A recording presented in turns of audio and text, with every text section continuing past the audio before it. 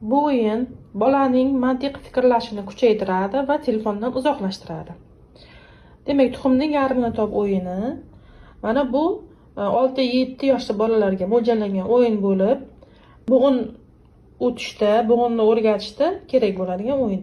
Masalan, ol, mana, demak davomini topishimiz kerak. Demak, mana ol,